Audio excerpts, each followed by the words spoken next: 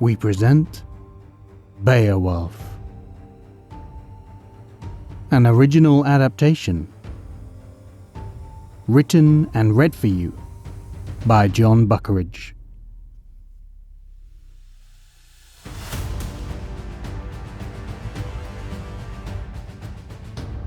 Part 5. The Trader.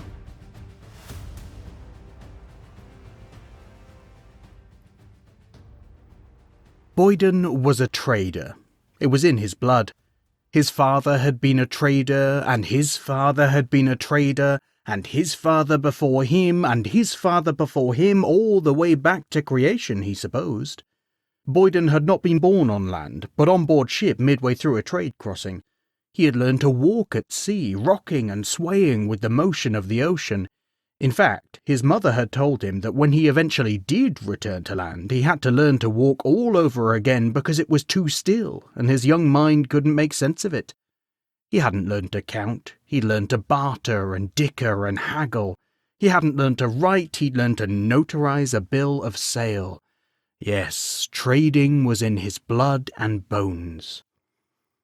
On this fine spring day, Boyden was on his way from the port of Lundenwic to trade with the Geats. It was early in the season, and the soft warmth of spring had not quite banished the chill of winter. But still, the snow and ice had mostly melted, and Boyden was just happy to be out, where he belonged. The winter cold had kept him at port for far too long, but now he was free, and he'd already visited 3 ports to catch the earliest deals. From the prow of his boat he breathed deeply. Above the briny smell of the sea he could just pick out the sweet scent of smoke as it wafted towards him on the wind, and he knew his destination was nearby. He'd not visited the Geats in a good few years, after an unfortunate disagreement with the old King Hrethel.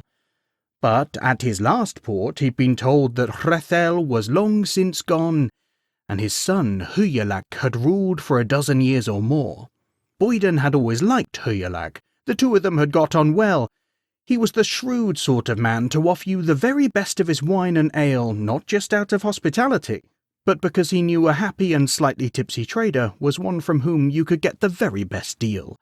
Boyden could respect that level of casual cunning and manipulation. It reminded him of his dear old mother. Disembarking, he took up some sample sacks and set off up the hill to the long hall of Geatland. Even from the outside he could see a new king was on the throne. The simple signs were all around. New runes and carvings, new cloaks for the guards, different shields and spears mounted about the place, the usual sort of stuff. As he entered the hall and made his way past the benches packed with warriors and nobles, he saw the king in his high seat, and seated beside him was his queen Huld. He grinned broadly and switched to the Geatland tongue. "King Hygelac, Queen Huld," he called, his arms open wide. "Thank you for welcoming me into your hall." "Boyden," the king replied, stepping down towards him and opening his arms in turn. "How good to see you here after so many years." Boyden was the kind of strong you grow to be from a life at sea, wiry and tough like knotted rope. Hygelac, though, was a great bear of a man, the kind of strong that comes from hard fighting and good eating. He folded Boyden into his arms, and the two of them shared an embrace that made Boyden's ribs creak. "My husband tells me you're quite the colourful character," said Queen Huld, descending from her throne to greet him. "And coming from such a character as him, I'll invite you to take that as you will." She smiled at him warmly, and Boyden was struck by how small and petite she was. In fact, she was in many ways the total opposite of her husband. Where he was tall and broad, she was short and slim. Where his hair was raven black, hers was ivory blonde. Where he was rugged and scarred, with a nose that had clearly been broken several times, Queen Huld seemed immaculate, without a hair out of place. What united them, though, was the kindness of their smiles. Both of them beamed with warmth and welcome and a hearty honesty, and Boyden instantly understood what drew the pair together. "Please, ma'am," he told the Queen, "I take no offence. If I'm a colourful character, it's only so I can demonstrate all the finely coloured fabrics I sell to well-meaning men like your husband here. Allow me to tell you about the silks he once encouraged me to sell him in his youth, thinking a young lady he had his eye on might look quite delightful in them." "I don't think the Queen needs to hear that story," interrupted Higelac, and he dropped his voice to a quieter tone. "No one needs to hear that story," he hissed, and Boyden acquiesced with a nod, though he could see a sparkle in Hild's smiling eyes that suggested she would most certainly find out more about it later. "I was sorry to hear about the death of your father," Boyden said, turning to the king. "No, you weren't," Higelac replied, with a gleam of humour in his eyes. "You couldn't stand him and he couldn't stand you.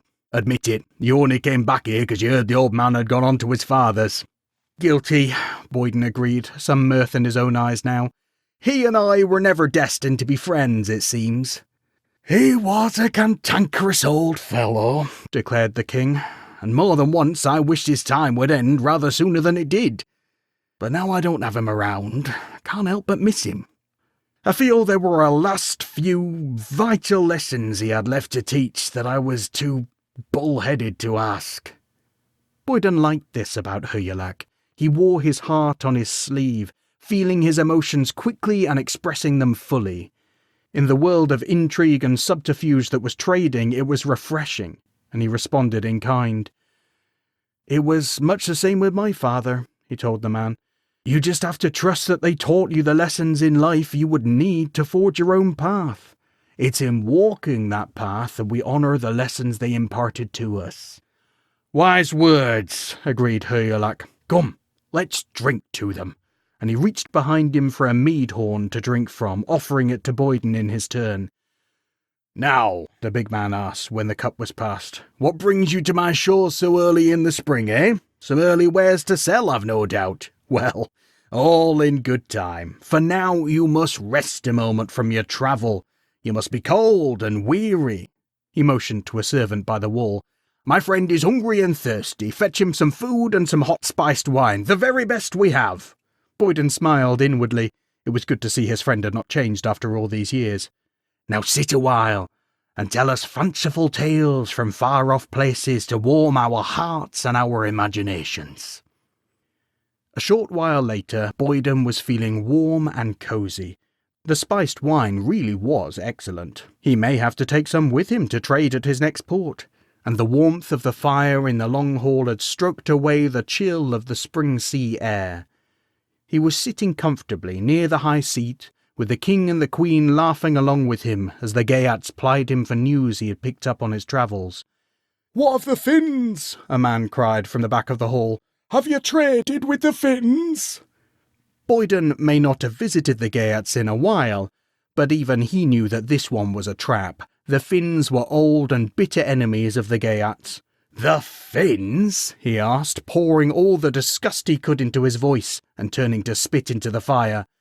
"Why, I wouldn't trade with that old bunch of nomads in 100 summers."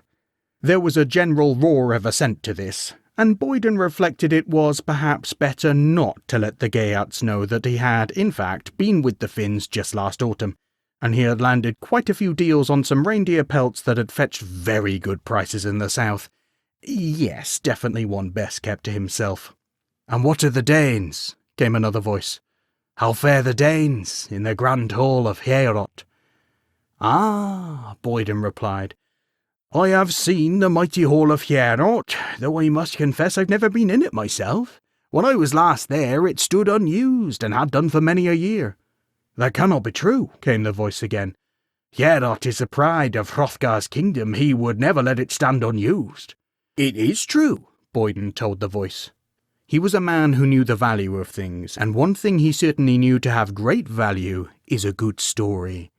He leaned forward, dropping his voice to barely a whisper and inviting the crowd into his confidence. "In fact," he told them, "Heorot stands empty because by night," he paused for effect, "it is cursed." There were a few gasps in the crowd, and a few others turned to spit into the fire. Boyden felt gratified by the response and went on. "Oh yes, my friends, I was there just before the winter, and I can tell you for a fact that for the last 12 years the great hall of Hierot has been visited by a huge, hulking creature of the darkness. A writhing, wanton killer of a beast that has plagued the Danes, leaving a trail of slaughter and destruction. Boyden knew he was not the best storyteller in the world, but he certainly knew his way around a tale or two, and he had expected that all eyes would be on him at this point. They were not, though. One by one the crowd were turning their heads, all looking behind them to the same point midway down the hall where a young man sat staring back at him. He was tall, even sitting, and broad and powerful with it. Sky-blue eyes looked out at him from dark, shadowed features. As he spoke, Boyden recognized the voice. He was the one who had asked after the Danes to begin with. Now he stared at Boyden as he spoke. There was a strange and intense energy within him, though he sat perfectly still. He was like a wild animal held tightly within a cage. When he spoke, though, it was plain and calm and polite. "I feel I must ask you for more, trader," the big man said. "I know the Danes well, and King Hrothgar is dear to me. If you have more you can say on this creature who haunts them, I would hear it." "Certainly, my friend," Boyden replied. "I shall tell you all I know." He thought back to what he'd been told before the winter, deciding it was best not to revel in the story too much, if this rather large man might take their pain personally. "I was told the great creature began visiting them at night 12 long years ago. How it reached into the hall of Hierot and stole a man clean out of it to eat him. How Hrothgar's warriors tried to fight it for months, but to no avail. How, after one too many deaths, old Hrothgar moved his people from Hierot back into his old hall, leaving a tribute to the creature every night to keep his people from further harm." He stumbled to a stop under the keen gaze of the listener, those pale blue eyes seeming to see right through him. He knew there was a whole crowd around them, but for that moment only he and this man mattered, with that strange, crackling feeling of leashed energy radiating off him. Boyden had once heard it said that a meek man, those who the Lord said would inherit the earth, was not a weak man, but one who had great strength and chose to hold it back. Looking at this man, he seemed to be the very embodiment of that notion, as he held Boyden's gaze and inquired further. "But what is this terror? Is it a man, or beast, or some manner of elf or troll?" "It is no man, my friend, of that you may be sure," Boyden replied. "No man could be the size of this creature, and I, for one, have met no man who could even think of doing the things this creature does. A beast, perhaps, although it seems too cruel. Most beasts may be wild, but there's no malice within them. This creature is something else. An elf, perhaps, or more likely a troll, but men can kill such creatures, and the Danes told me that this one could not be harmed by weapons, nor fire, nor poison, nor ice." He paused, trying to think of the right word in the Gaetling tongue, and dropped his voice low. "They said to me they believed it might be a dark Jotun. Is this word known to you?" The man nodded, but beside him the king spoke up, and Boyden started, the spell between him and the questioner suddenly shattered. "The Dane lover may well know the word, but not all of us do," the king barked. "Tell more, old friend." So Boyden went on. "I have travelled far, and I've heard tell of these creatures. Each tribe or clan calls them by a different name, but the essence is always the same. They say they are the monsters of elder times. One of the dark descendants of Cain's clan, cast out by the Almighty and banished from the realms of men. Some are fair, but most are foul, and they reap dark vengeance on the world of men that they can no longer join. Grendel, they call this one. Some say it means the grinder, but none can say for sure." "But if they are of Cain's line," asked the queen from her seat by her husband, "then how do they get so large? Was Cain not a simple man like any other?" "Man, yes," Boyden replied, "but far from simple. As you know, Cain was Adam's own son, who first brought death to mankind by murdering his own brother, and for that God cast him out from his own kind. But in those times, my friends, there were other beings who walked this earth. The dark descendants of angels and demons who had lain with mortals. The Nephilim. Boyden saw men leaning forward as they listened, intrigue and curiosity writ large on their faces. I am a humble trader, my friends, and no scholar of the scripture, but I'm told that Cain's line was mingled with these Nephilim, and they birthed all manner of monsters that walked the earth in elder days.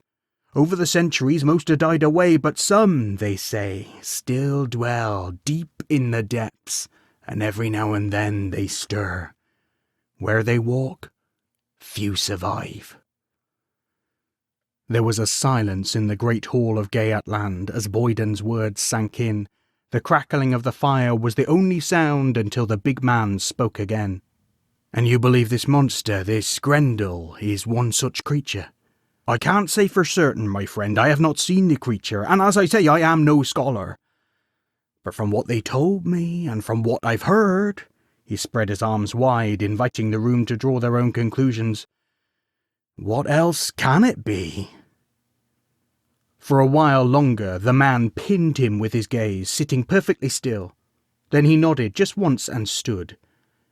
As he did, Boyden saw how tall and broad he really was.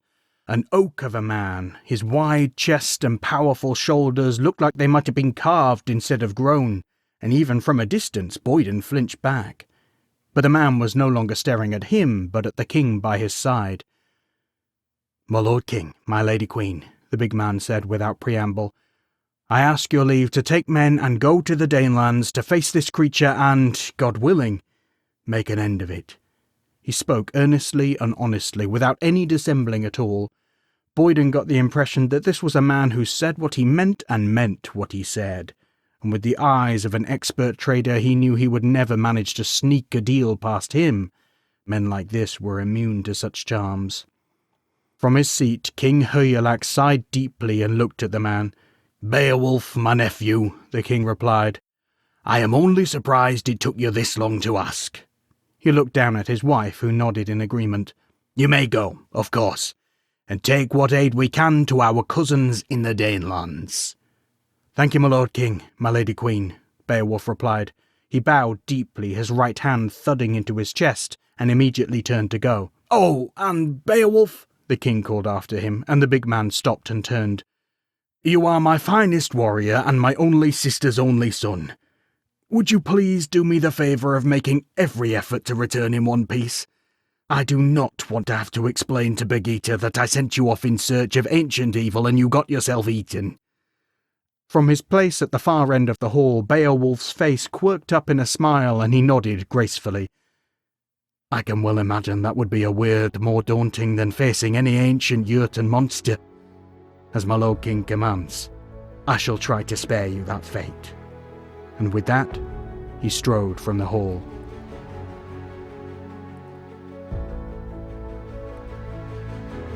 Thanks for listening.